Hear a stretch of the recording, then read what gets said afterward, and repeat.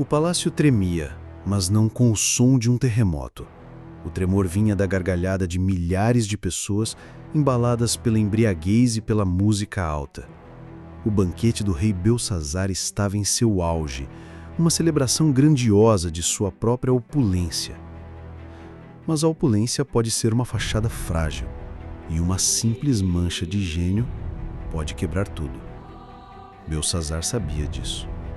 Naquele momento, ele não tinha ideia de que a mancha que estava a caminho seria uma mão que não pertencia a um ser humano e que escreveria sua morte e sua dinastia em uma parede. Mas antes de começar o vídeo de hoje, já deixe o seu like aqui embaixo para ajudar o canal a crescer.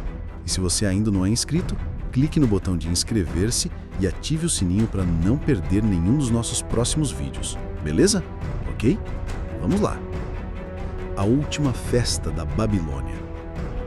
Na Babilônia, uma das maiores e mais temidas cidades do mundo, estava sob o comando de Belsazar. Ele, filho do rei Nabonido, era o regente da cidade enquanto seu pai estava em expedições.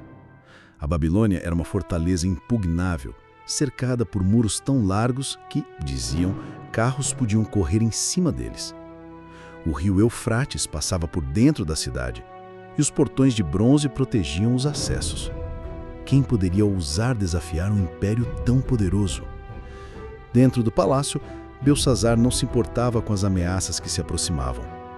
Os exércitos de Ciro, o persa, estavam nos arredores da cidade, mas ele não se preocupava. Ele se sentia seguro e se sentia no direito de zombar até mesmo dos deuses. Ele ordenou que os vasos sagrados, roubados do templo de Jerusalém por seu avô, o rei Nabucodonosor, fossem trazidos. Esses objetos, que haviam sido usados para a adoração do Deus de Israel, agora serviam para Belsazar e seus nobres beberem vinho e adorarem seus próprios ídolos de ouro, prata, bronze, ferro, madeira e pedra. Nabucodonosor havia aprendido uma dura lição sobre a soberania de Deus. Ele teve sua glória reduzida, foi humilhado e teve que viver como um animal do campo até reconhecer que o Altíssimo domina sobre o reino dos homens e dá a quem quer.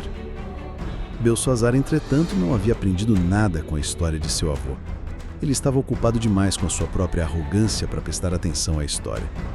Sua arrogância era tão grande que usou os vasos sagrados para brindar seus falsos deuses em uma clara afronta ao Deus de Israel. A festa estava no seu ponto mais alto. A música estava alta, o vinho fluía sem parar, e as risadas ecoavam por todos os cantos do salão. Então, a música parou de repente. O som de 1000 taças caindo no chão preencheu o silêncio. Um silêncio que até então era inimaginável. O rei Belsazar, no meio de seu brinde, ficou branco como a neve. Seus joelhos começaram a tremer e bater um no outro. Seus olhos estavam fixos em um ponto na parede e ele apontou com a mão trêmula. No salão de banquetes, na parede caiada em frente ao candelabro, uma mão apareceu. Uma mão sem corpo. Ela deslizou sobre a parede e começou a escrever. A mão se moveu com uma precisão assustadora, deixando para trás caracteres que brilhavam com uma luz sobrenatural. Todos no salão ficaram petrificados. O horror estava estampado em seus rostos. Quando a mão desapareceu, as letras permaneciam, brilhando na parede, como se tivessem sido gravadas a ferro quente. As palavras eram misteriosas e aterrorizantes. Mene, Mene, Tekel, Parsim. O rei Belsazar estava apavorado. Ele gritou para os seus sábios, os astrólogos e os adivinhos, prometendo riquezas e o terceiro lugar no seu reino a quem conseguisse interpretar as palavras. Mas, como sempre, os sábios da Babilônia falharam. Eles olharam para as palavras, mas não conseguiram decifrar o seu significado. Eles eram experts em dissimulação, em enrolar e dar falsas respostas para os reis. Mas a mensagem na parede era clara e aterrorizante demais para eles inventarem qualquer coisa. O pânico de Belsazar aumentou e ele ficou ainda mais perplexo. A rainha, que não estava presente na festa, ouviu a comoção e veio ao salão de banquetes. Ela era mais velha e mais sábia, e se lembrou da história do rei Nabucodonosor e de um profeta hebreu chamado Daniel. Ele, anos antes, havia decifrado os sonhos e visões de Nabucodonosor com uma precisão sobrenatural. Ela disse ao rei para chamar Daniel, que tinha o espírito de um Deus santo e podia interpretar os mistérios mais profundos.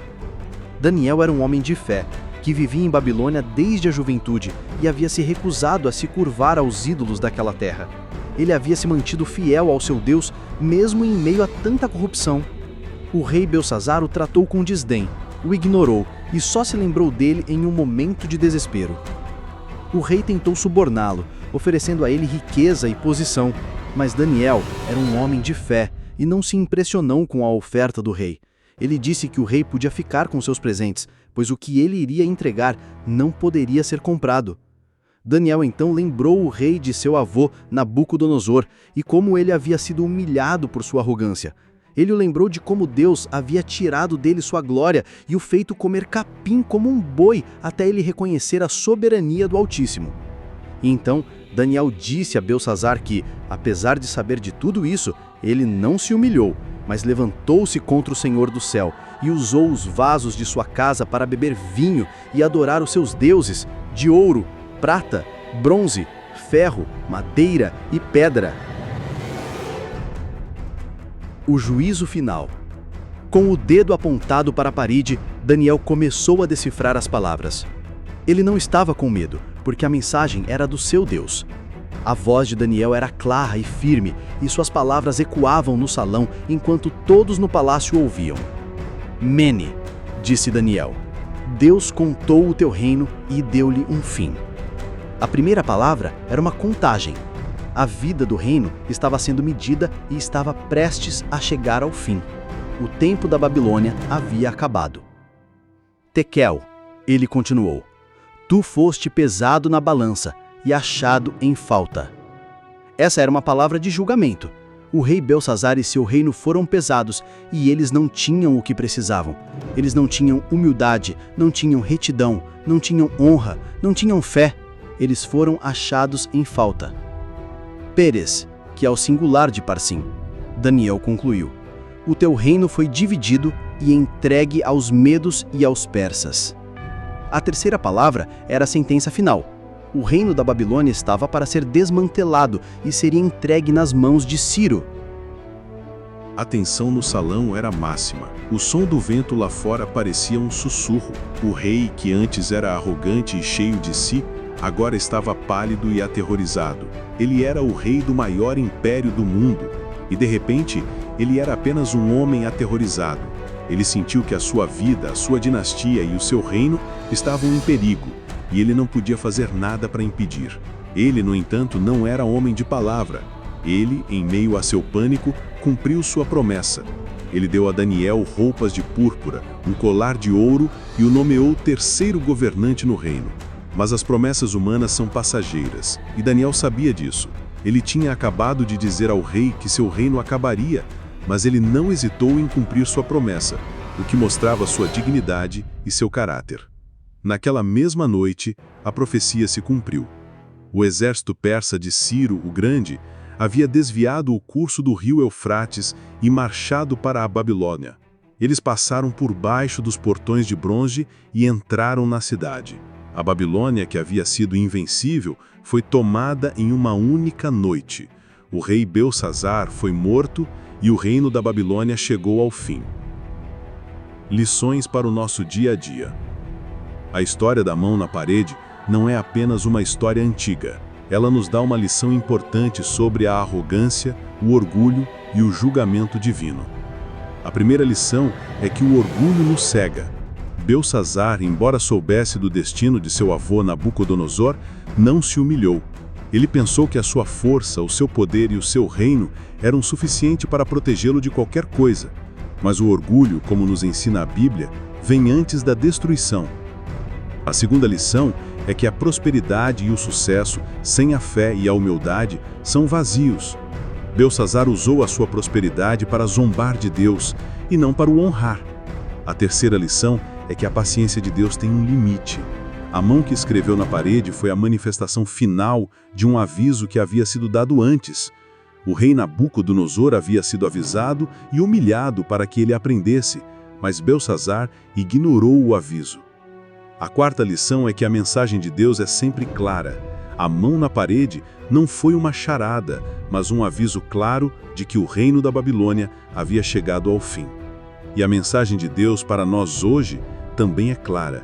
O pecado tem um preço e a salvação um caminho. A quinta lição é que devemos usar nossa vida para honrar a Deus. Belsazzar usou a sua vida para honrar a si mesmo e a seus ídolos, e isso o levou à destruição. Nós, como Daniel, devemos usar nossa vida para honrar a Deus. Daniel se manteve fiel a Deus, mesmo em um lugar hostil, e foi recompensado. Amados, que a história de Belsazzar nos sirva de um lembrete para que nunca nos esqueçamos da soberania de Deus. Que a nossa vida, nossos bens e nossa prosperidade sejam usados na glória do Senhor. Que a humildade e a fé sejam as bases da nossa vida.